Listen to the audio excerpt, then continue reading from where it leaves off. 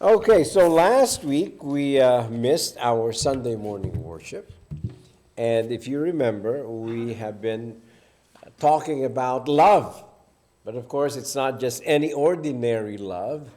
It's the first and only kind of love that we will ever experience from God Himself. From God Himself. And so that is what we're talking about. Talking about the greatest commandment that Jesus said God has given to man. And that is to love God above everything, and that we are to love each other in the same way that we love ourselves. If you remember also, actually, Jesus set it up on a higher level when He said that we are to love, not just in the way that we love ourselves, but He said, but that we are to love each other in the same way that He loved us, in the same way that He loved us. And so Jesus said that all the commandments are summed up under those two commands. Love God and love people. Now, we have finished discussing the four commands. And last Sunday, I tried to give you a very brief summary of the message, but then I said, you know what? We really should talk about this more. And so we're going to talk about the same message that supposedly if you watch on Facebook, okay? It's very, very short. It was just summary. That's what we're going to talk about today, because we've finished talking about how we can show our love for God. And bottom line is this. God says, if you want to show your love for me, obey me. That's what God says. Obey God. That's the best way to show our love for God, by obeying Him. That's why He says, Jesus says, if you love me, you will keep my commands. Now, of course, the first command of God with regards to our relationship with each other is to love one another. Love each other. That's why Jesus said it really is, He sums it up into love God and then love people. So now that we have finished talking about how we can love God or show our love for God, now let us talk about the commands that He gave so we can show our love for one another. And in doing this, you remember, we have been looking at the 10 commandments, the first set of commands that God gave to us. We looked at 4. Now let's look at number 5. Number 5 says, honor your father and your mother, that your days may be prolonged in the land which the Lord your God gives you. See here, God is saying that loving one another starts in the home. Loving one another starts in the home. That's why after saying, love God above everything, honor God, don't even use His name in vain. Now He says, now honor your mother and your father. And then He gave a promise that your days may be prolonged in the land which the Lord your God gives you. The blessing of life starts with honoring our mother and father. Of course, He's talking about parental authority here. After recognizing the authority of God over us, the second type of authority that we are to recognize is the authority of the parents. Very, very important to God. So recognizing parental authority is very important in human relationships. As a matter of fact, in the Mosaic law, children who do not honor their parents face the death penalty. I guess that's why God says, so that your days may be prolonged. Why? Because if you are a very disobedient teenager, you can be taken to the court, basically. Okay? And if they tell the court, the parents tell the court, this son of mine or this daughter of mine is very disobedient and very disrespectful, you can be penalized by death penalty. You can read that in Exodus chapter 21, verses 15 and 17. And Deuteronomy chapter 21, 18 to 21. Let's look at that. Let's look at that. Deuteronomy, okay, chapter 21, verses 18 to 21. This is what it says. If any man has a stubborn and rebellious son who will not obey his father or his mother, and when they chastise him, he will not even listen to them, then his father and mother shall seize him and bring him out to the elders of his city at the gateway of his hometown. They shall say to the elders of his city, this son of ours is stubborn and rebellious. He will not obey us. He is a glutton and a drunkard. Then all the men of his city shall stone him to death. So you shall remove the evil from your midst, and all Israel will hear of it and fear. Wow. Scary, right? But that's in the Mosaic law. We don't have that in the United States of America law. Right? Sometimes as parents, we wish we do. No, I'm kidding. Right? Yeah? But no, that was in the Mosaic law. That is why God says, if you dishonor your mother and father, your days will not be prolonged. Your days will not be prolonged. Now, in the New Testament, Paul specifically mentions disobedience to parents as one of the horrendous sins that God hates. So in 2 Timothy and chapter 3 and in Romans chapter 1, when Paul listed all the horrendous sins, part of those sins that he listed was disobedient to parents. Disobedient to parents. Dishonoring the parents. In Matthew chapter 15, verse 4, Jesus cited to the Pharisees the fifth commandment and implied that honoring the parents means supporting them in their old age. It's part of our responsibility. So it's not just about obeying them when we were still under their care in their house and us very dependent on them, that even after we are out of the home, adult, living our own lives, God is saying that we have a responsibility to our parents. That part of honoring our parents is supporting them in their old age. Yeah. It is a responsibility that God has given to us. Honoring our parents also means not speaking evil of them. Well, some of us will say, but my father was evil, my mother was evil, they were not nice to me.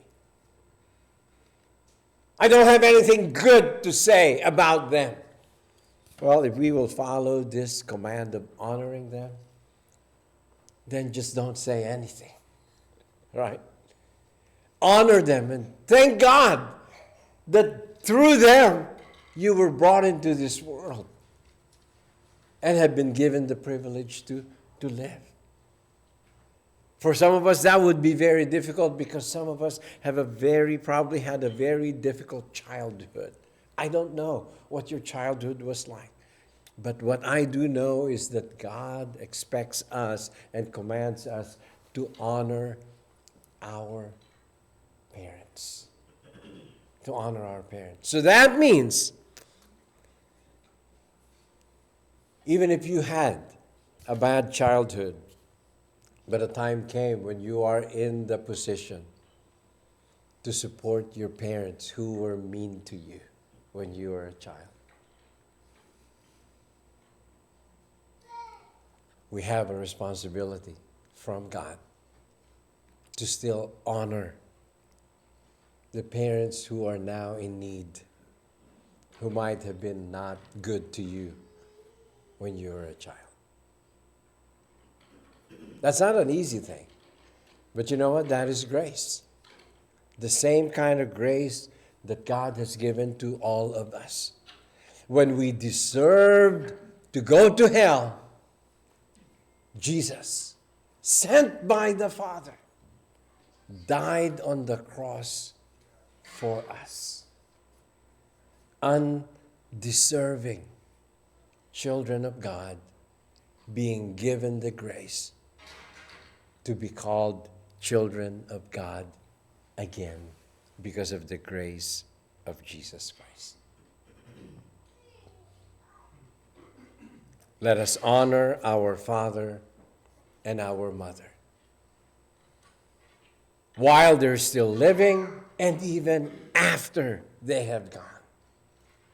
Let us honor them, because in honoring God, we are commanded to honor our parents. The next command that God gave in the Ten Commandments is, "You shall not murder." That is in Exodus chapter 20, verse 13. You shall not murder. We show love to others by not committing murder. And the word murder is the proper translation of this word given here. In some translation, they just say, "Thou shalt not kill," right? But actually, that would not be the proper translation, because it's speaking of not just killing, but murdering. Why is the word murder the proper way of translating this passage? Because it speaks of illegal killing. Illegal killing. Is there a legal killing? Well, there is a legal killing, right? Like, for example, capital punishment is legal killing. When the life of not an innocent man, a man who's proven guilty of a heinous crime, is taken, that is called legal killing. But murder is the taking of the life of an innocent person. That is why when we speak of abortion, we actually speak of murder. Because abortion is the taking of the life of the most innocent among us and the most helpless among us, the unborn baby in the womb. It really is murder. Now, the good news, of course, is that God loves us, remember? We do not deserve, and yet He showed grace to us. That is the reason why we are to show grace to our parents even when they were not nice to us when we were growing up. Right? And that's the reason also why we are gracious to each other, because God has been gracious to us. But that does not change the fact that God does not want us to take the life of an innocent person. Jesus said that when you harbor anger in your heart towards another, you are guilty of committing murder. Wow. So in that sense, we all have become murderers.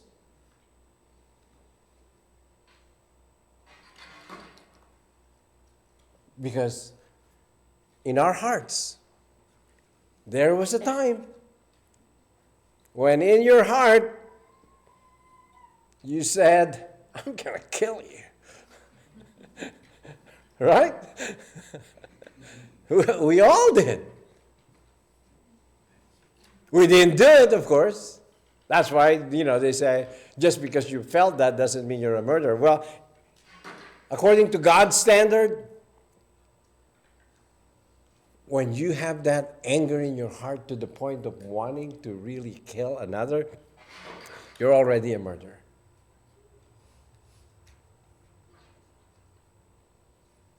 Because murder starts in the heart. It starts in the heart. And that is why in the New Testament we are told that if we do get angry, make sure that you do not sin. That means control that anger, that it will not lead you to wanting to kill someone, or it will not lead you to even think of killing someone. It is therefore very important to control our anger. Paul said that we can be angry, but we must make sure that we do not sin. That's in Ephesians chapter 4, verse 26. In your anger, do not commit sin. Remember also the command of Jesus to love your enemies and pray for those who persecute you. That means to love those, even those who wants to harm us, who desire to harm us and hurt us, to love them and forgive them. Why? Because we do not want to become murderers even in our hearts. That's how we show love for others. That's how we show love for others. By desiring what is good and what is honorable for them. By not desiring harm or disrespect toward others. We are not to commit murders if we want to show our love for one another. And lastly, in Exodus chapter 20, verse 14, God says, you shall not commit adultery. That one of the ways by which we can show love for one another is by not committing adultery. Some will say, well, I'm not married, so if I have a relationship or sexual relationship with another person, I'm not committing adultery because I'm single anyway. Well, the Bible calls that fornication. But the truth is, that's also adultery also. Why?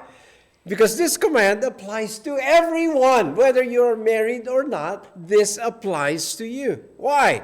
Because we look at this law in light of what God says also in the New Testament later on, like in Matthew chapter 5, verse 27 and 28. When Jesus says, again, remember it was Jesus who said, when you have anger in your heart towards another person, you have already committed murder. Now here he says in verses 27 and 28 of Matthew chapter 5, but I say to you, that everyone who looks at a woman with lust for her has already committed adultery with her in his heart.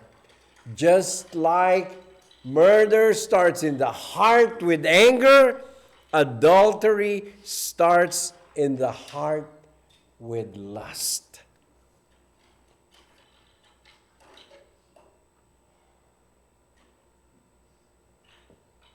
Yes.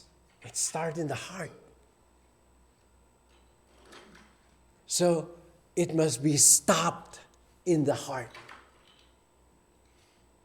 It must be stopped. It is therefore very important to remember Jesus' command to stop it from its source and heed the command of the Apostle Paul to flee from sexual immorality. See, the problem with our society now is that it's becoming a norm. Sexual immorality is a norm that you just have to accept it, that it's there and you should not be bothered by it. Right? Many years ago, there are many things that they will not even allow, words that are not allowed to be spoken on TV, right? But now everything goes. Even cartoons are designed for adults. You know, cartoon is not for kids anymore. Even the cartoons that they designed for kids, they have adult content. It's ridiculous. And they all have a sexual innuendos in them. But the Bible tells us, flee from sexual immorality of any form.